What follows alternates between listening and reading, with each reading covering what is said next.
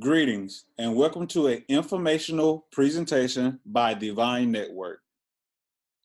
Divine Network is a family of like-minded beings with an abundant and limitless amount of love for themselves, their family, their friends, and their community.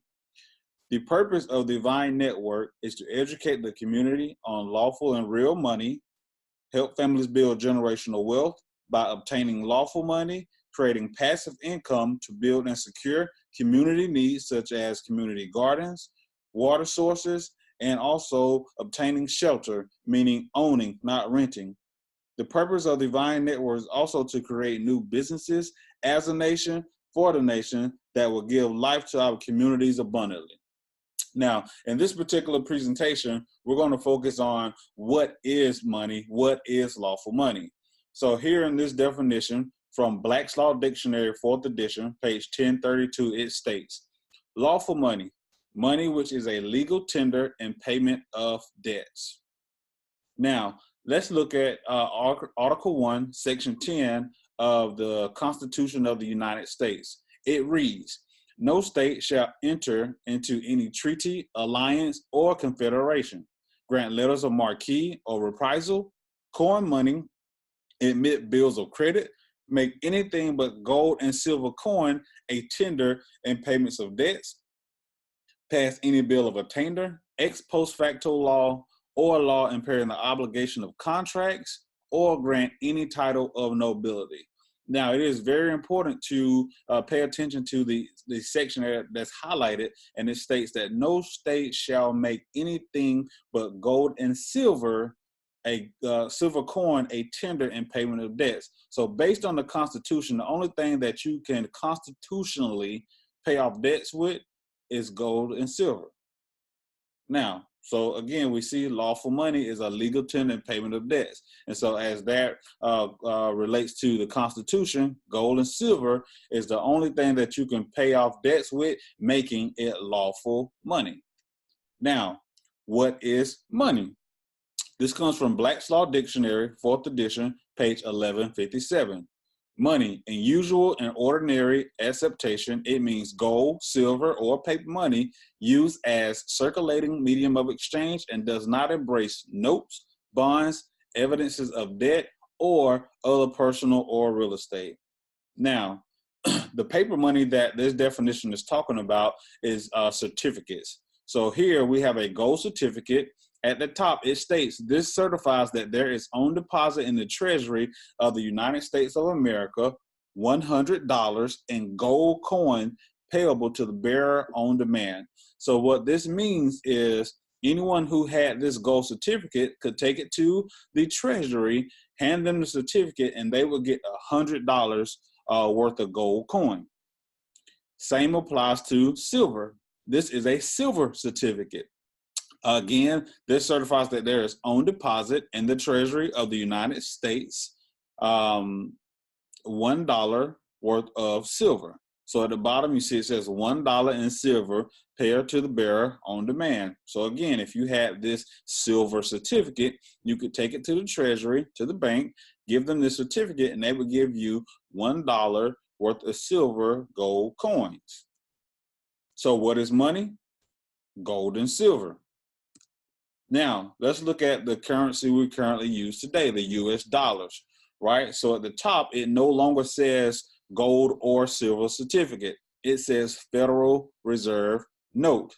And at the bottom, it says will pay to the bearer on demand $100. So you can no longer exchange this paper for gold or silver. If you take this $100 bill to the bank, they will only give you derivatives in more paper currency, right? Either you can get 20s, 10s, 5s, or 1s, or you can break it down to the change. But what I'm trying to really highlight is that you can no longer take this paper currency we have and exchange it for lawful real money, which is gold and silver. Now, again, let's look at the definition of money. It said it does not embrace any notes, bonds, evidences, or debt.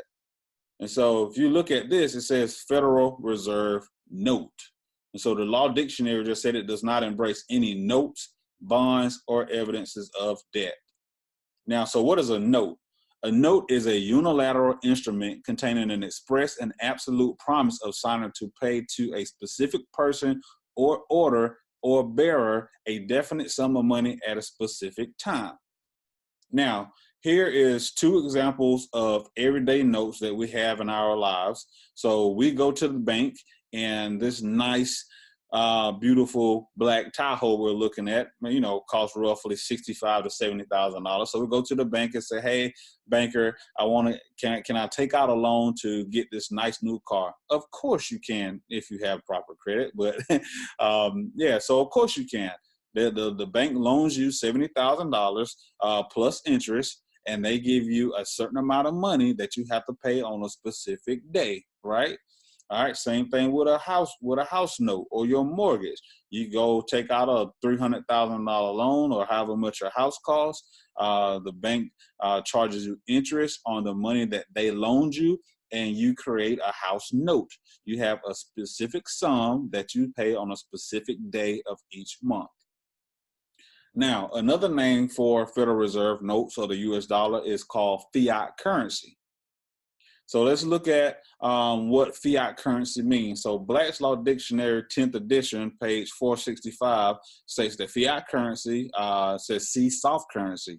So soft currency is currency not backed by reserves and therefore subject to sharp inflations in value.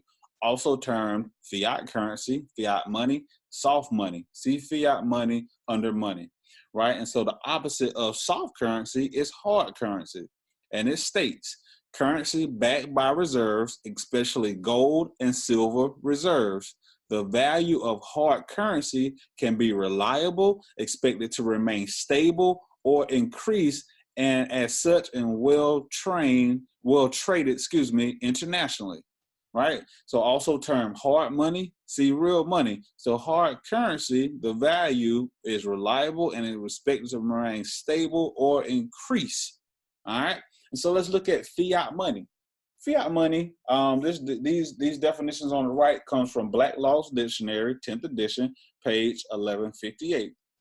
So fiat money reads paper money that, in contrast, meaning the opposite to hard currency, is not backed by reserves, but instead derives its value from government regulation or law declaring it legal tender. Also termed fiat currency, fiat money, soft currency. See soft currency under currency. Let's see, real money. Money that has metallic or other intrinsic value as distinguished from paper currency, checks, and drafts. Also termed hard money. See hard currency under currency. So money that has metallic. Money that has metallic is gold and silver, is precious metals, right?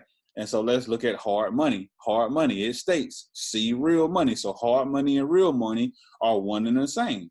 Hard currency under currency, cash, campaign finance law. So that's totally different. That is specific to campaign finance law, but we'll read it anyway. It states that direct political campaign contributions that are subject to legal limits, public disclosure, and regulation by the Federal Election Commission, CF soft money. Permanent or long-term funding issued by government or other entity at regular intervals, providing a steady source of financial support to the beneficiary. All right, so hard money is gold and silver.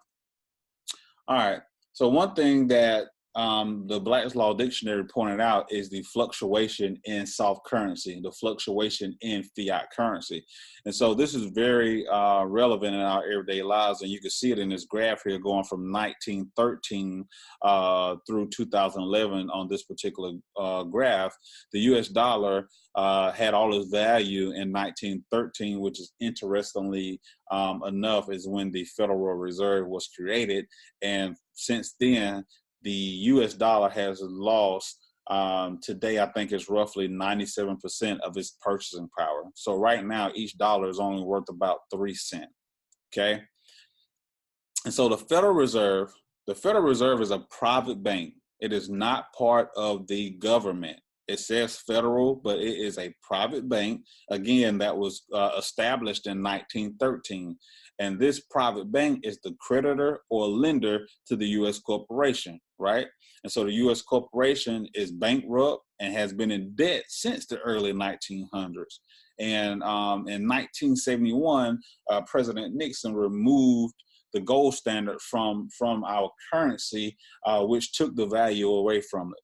Now, let's look at a YouTube video by Mike Maloney, and he does a great overview explaining how the Federal Reserve System actually works.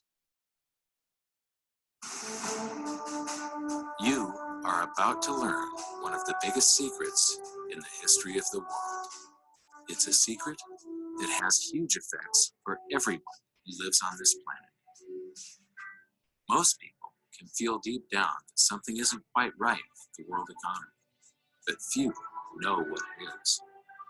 Gone are the days where a family can survive on just one paycheck. Every day it seems things are more and more out of control, yet only 1 in a million understand why. You are about to discover the system that is ultimately responsible for most of the inequality in our world today. The powers that be do not want you to know about this, as this system is what has kept them at the top of the financial food chain for the last 100 years. Learning this will change your life because it'll change the choices that you make. If enough people learn it, it'll change the world because it'll change the system. For this is the biggest hidden secret of money. Never in human history have so many been plundered by so few, and it's all accomplished through this, the biggest scam in the history of mankind.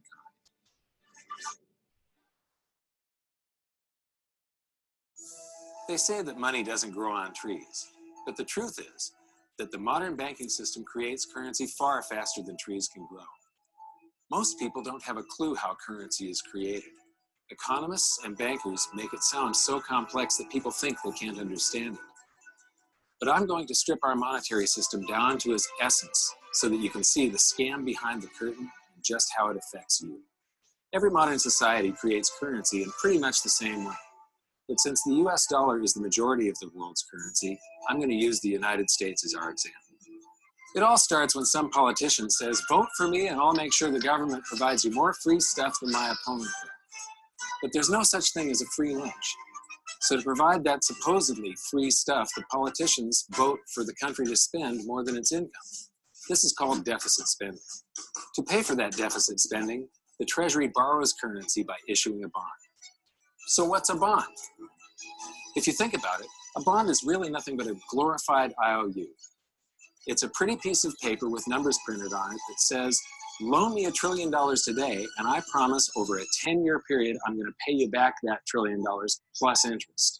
But what you need to understand is that Treasury bonds are our national debt. These glorified IOUs are to be paid back by you and I and our descendants through future taxation.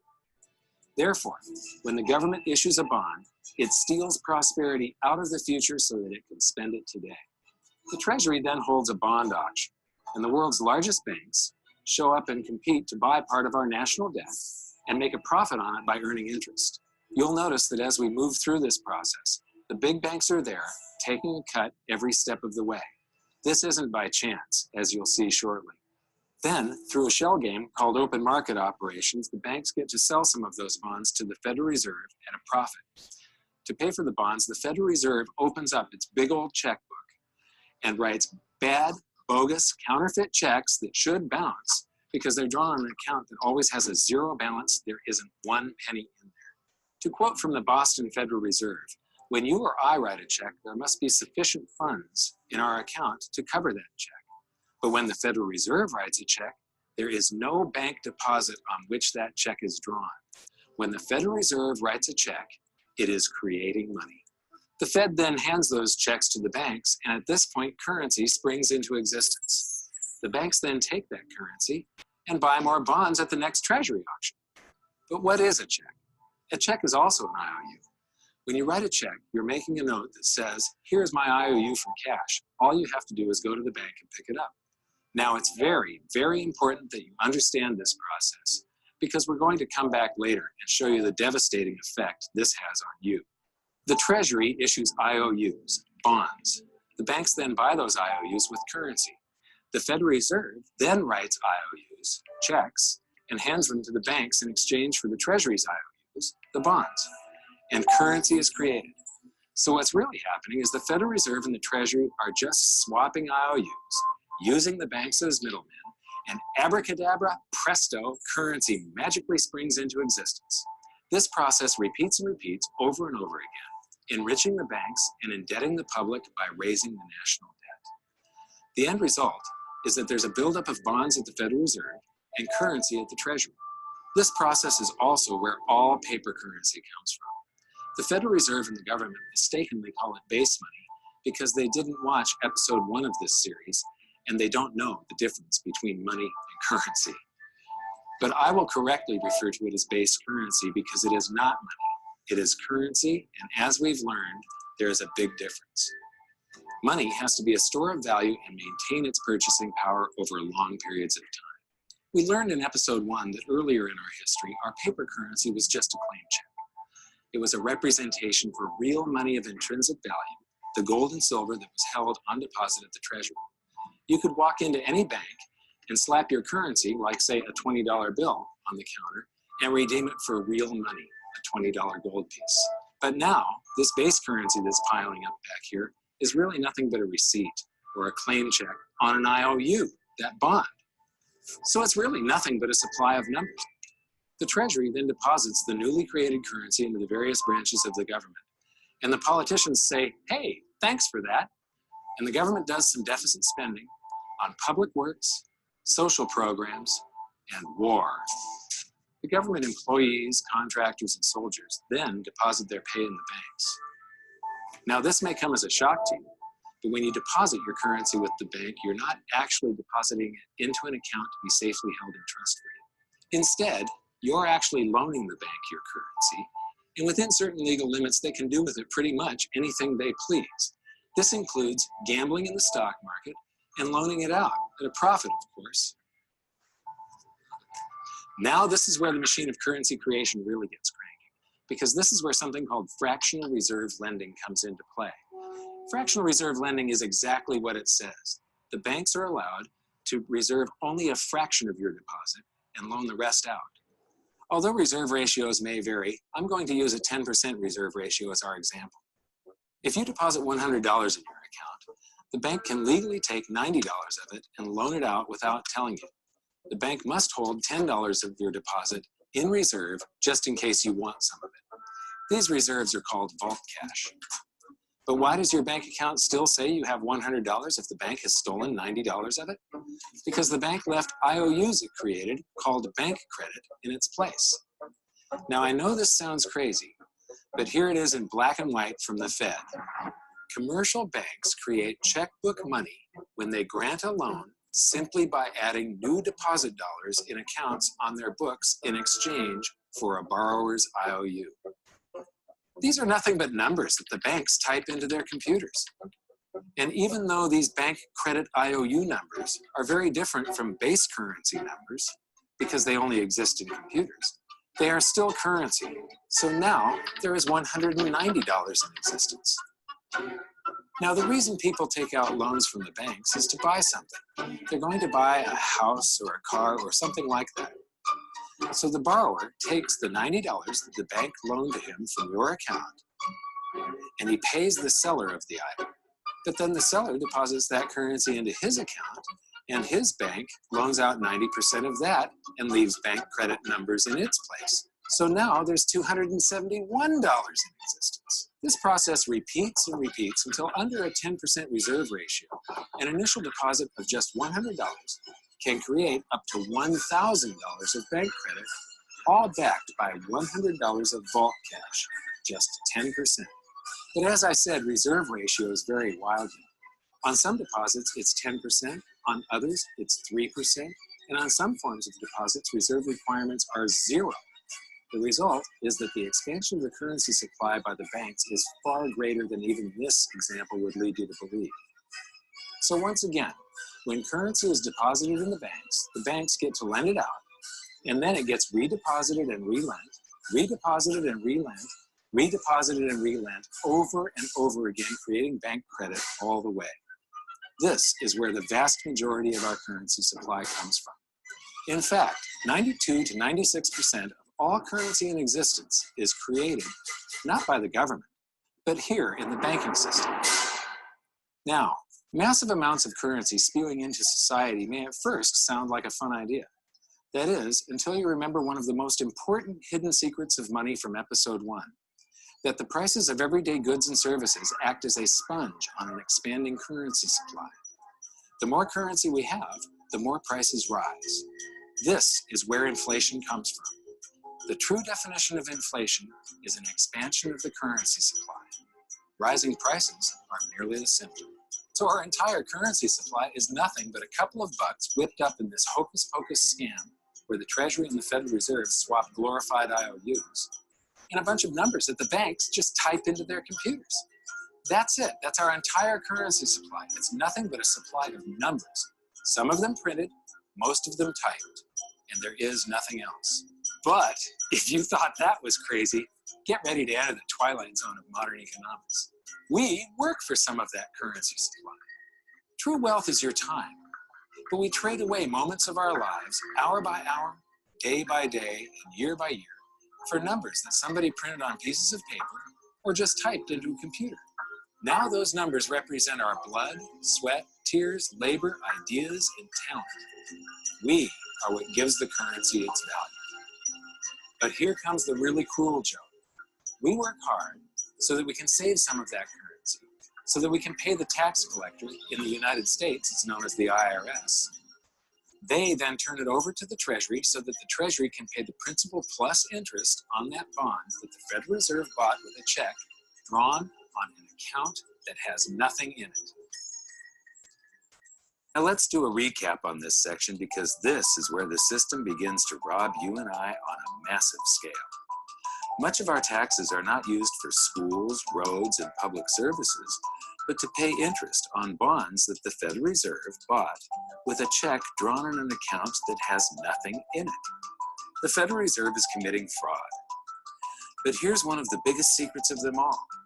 Before the establishment of the Federal Reserve, there was no need for personal income tax. The Federal Reserve was created in 1913, and that very same year, the Constitution was amended to allow income tax. Do you really think this was just a coincidence? Ask yourself how much income tax you've paid over your lifetime. Much of it has been silently siphoned away into the hands of those who own the system. Yes, this system has owners. Who they are is an even bigger secret that we'll get to shortly. But first, we need to understand the mumbo-jumbo of the so-called debt ceiling. It's all based on a huge paradox. There was interest due on that bond, and there was interest due on every one of those loans that the banks made. That means that there is interest due on every dollar in existence. Let me ask you something. If you borrow the very first dollar into existence, and that's the only dollar that exists on the planet, but you promise to pay it back plus another dollar's worth of interest, where do you get the second dollar to pay the interest? The answer is that you have to borrow that one into existence and promise to pay it back with interest as well. So now there are $2 in existence, but you owe $4, and so on and so on. The result is there's never enough currency to pay the debt. There is always more debt in the system than there is currency in existence to pay the debt. Therefore, the whole system is impossible. It is finite. It will come to an end one day. What would happen if the government stopped borrowing to do deficit spending? Are the payments on those treasury bonds going to stop? What would happen if the public stopped borrowing and going deeper into debt? Are your house and car payments going to stop? No. There is a payment due every month on the principal plus the interest on every dollar in existence, and those payments do not stop. If we stop borrowing, then no new currency is created to replace the currency that we used to make those payments. Whether you're making a payment on a loan or paying tax to make a payment on a bond, the portion of the payment that goes to pay off the principal extinguishes that portion of the debt. But the debt also extinguishes the currency. Currency and debt are like matter and antimatter. When they meet, they annihilate each other. If we just pay off the principal only on all the loans and bonds that exist, the entire currency supply just vanishes. So if we don't go deeper into debt every year, look what happens. The whole thing goes into a deflationary collapse under the weight of those payments. Politicians and pundits alike talk about balancing the budget, paying down the debt, and living within our means. They don't understand that that is deflationary. It is impossible to do under our current monetary system without collapsing the whole economy. This is why any talk of a debt ceiling is not only ridiculous, it's delusional. The system is designed to require ever-increasing levels of debt just to continue. And that's why politicians will always kick the can down the road and raise this so-called debt ceiling over and over again until the whole system finally collapses under its own weight. In other words, they don't want it to collapse on their watch. The founding fathers of the United States knew the dangers of central banking and fought to free themselves from this very thing. The Revolutionary War started out as a tax revolt, but now we must pay tax just to have a monetary system. Having just suffered through the hyperinflation of the Continental Dollar, which was printed into oblivion to finance the Revolutionary War, they understood the dangers of fiat currency and debt-based monetary systems. So to protect future generations from institutional theft and out-of-control government, they wrote into the Constitution that only gold and silver can be money for the simple fact that you can't print them. Our current system is not only unconstitutional, but it robs us of the liberty and prosperity our forefathers fought and died for. We are all feeling the effects of ignoring the Constitution right now. By forcing more currency into circulation, our purchasing power is diluted. Inflation is a slow and insidious stealth tax that is simply the result of this debt-based monetary system. This system empowers and benefits those who create the currency and receive it first, as they get to spend it into circulation before it has an effect on the economy. They're stealing purchasing power from you and transferring it to the banks and the government every hour of every day because of this false monetary system. And it's not like the people at the top don't know this. To quote the Federal Reserve, the decrease in purchasing power incurred by the holders of money due to inflation imparts gains to the issuers of money. This is a fraud. It is a pyramid scheme, it is a Ponzi scheme, it's a scam, and it's a lie. Our entire monetary system is nothing but a form of legalized theft. But here's the biggest con job of them all. The Federal Reserve is not federal, it has stockholders. There is no federal agency that has stockholders. What's a stockholder? A share of stock represents a percentage of ownership in a corporation. So the stockholders are the owners of that corporation. Therefore, the Federal Reserve is a private corporation with owners. And you can see it for yourself if you go to the Federal Reserve's website, and it will say the stockholders receive an annual dividend of 6%. Now, we know that the stock in the Federal Reserve was originally issued to the largest banks in the United States. But because of mergers and acquisitions through the years, you can't actually trace who owns the stock in the Federal Reserve. That's a very closely guarded secret. My guess would be that the owners are those primary dealers, the banks that get to make a profit by selling part of our national debt, those bonds, to the Federal Reserve, who buys them with a check from nothing. Then we pay tax to pay the principal and the interest on those bonds so that the Federal Reserve can pay the banks a 6% dividend. Don't be alarmed if you don't quite comprehend the deception of this system at first glance. Very few people do. It is purposely complex. The economist John Maynard Keynes once wrote, "By this means, government may secretly and unobserved confiscate the wealth of the people, and not one man in a million will detect the theft." I believe that presented correctly, anyone can understand this system, regardless of how complex it is. So let's do a recap and break it down even more. The way the system works is that, step one, the government creates glorified IOUs. These bonds increase our national debt and put the public on the hook to pay it back. Step two, IOUs are swapped to create currency. The Treasury sells the bonds to the banks. The banks then turn around and sell our national debt at a profit to the Federal Reserve, which they probably own. The Federal Reserve then opens its checkbook that doesn't have a penny in it and buys those IOUs with IOUs that it writes, checks, on a checking account that has a zero balance. Then they give those checks to the banks and currency just springs into existence. And then the whole process repeats. This results in a buildup of bonds at the Federal Reserve and currency at the Treasury, which is really just a supply of numbers. The Treasury then deposits the numbers in the various branches of the government, and we get to step 3. The government spends the numbers on promises, public works, social programs, and war.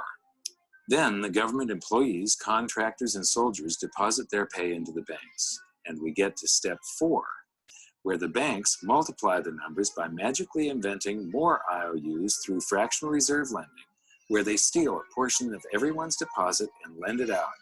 That currency gets redeposited, and then a portion is stolen again. And the process repeats over and over, magnifying the currency supply exponentially.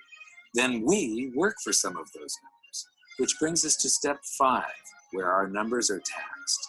We pay tax to the IRS, who then turns our numbers over to the Treasury, so the Treasury can pay the principal plus the interest on bonds that were purchased by the Federal Reserve with a check from nothing. Then we get to step 6, the debt ceiling delusion. The system is designed to require ever-increasing levels of debt and will eventually collapse under its own weight because politicians always kick the can down the road. They don't want it to collapse on their watch. And finally, step 7, the secret owners take their cut. The world's largest banks own the Federal Reserve. Those banks make a profit selling our national debt to the Fed. They make a profit when the Fed pays them interest on the reserves held at the Fed, and the Fed pays them a 6% dividend on their ownership of the Fed. This system is fundamentally evil. It funnels wealth from the working population to the government and the banking sector. It is the cause of the artificial booms and busts of modern economies, and it causes great disparity of wealth between the rich and the working class. And it is only possible because we no longer use real money, we use currency. But worst of all, it is a form of enslavement. Bond is the root word of bondage. Whenever a government issues a bond, it is a promise to make us pay tax in the future. Nobody asked you if you wanted to pay tax today for the prosperity we all enjoyed in the last century. Nobody is asking our children if they want to work hard in the future to pay for the prosperity we're enjoying now. George Washington once wrote to James Madison, "No generation has the right to contract debts greater than can be paid off during the course of its own existence." By stealing prosperity from tomorrow so we can spend it today, we enslave ourselves and future generations. Now, this all sounds pretty bad, but there is great hope, for you are the greatest threat to this false monetary system. This system relies on the public being ignorant of its workings. Please share this knowledge with everyone you know, because an informed public that fully understands the system can build a better future for generations to come. And now I leave you with this quote, widely attributed to a former director of the Bank of England. The modern banking system manufactures money out of nothing. The process is perhaps the most astounding piece of sleight of hand that was ever invented. Banking was conceived in inequity and born in sin. Bankers own the earth. Take it away from them, but leave them the power to create money and control credit, and with the flick of a pen, they will create enough money to buy it back again. But if you want to continue as the slaves of bankers and pay the cost of your own slavery, let them continue to create money and to control credit. This is the Federal Reserve in Washington, D.C. It's located on Constitution Street, and that is just as much of a joke as the New York Fed being located on Liberty Street. Both of them are unconstitutional, both of them limit our liberty, and they transfer wealth away from us every second of every day, to the Federal Reserve, to the government, and to the banking sector. You are now among the 1 in a million who can detect the theft of your prosperity. So the big question is, what can you do about it? 1, watch this video until you can describe and teach it to others. Those who understand this system can make preparations for its unavoidable collapse and protect themselves. History shows that those who don't will probably be wiped out. 2, Share this video with everyone, especially those you care about. All it takes is a mouse click or two to get this message in front of millions. Post this video on Facebook, tweet it, email it to loved ones. Please share it wherever you can. 3. Join the conversation. The current world monetary system is based on a 300-year-old design meant to enrich a few at the expense of the many. There must be a better way. At hiddensecretsofmoney.com, we've created an open source platform for the design and development of a new world monetary system. We're calling on every economist, every student, every college, every bright mind, and anyone who cares to join the discussion. In educating ourselves and each other, we can prevent the further loss of our freedoms and maybe, just maybe, win some of them back.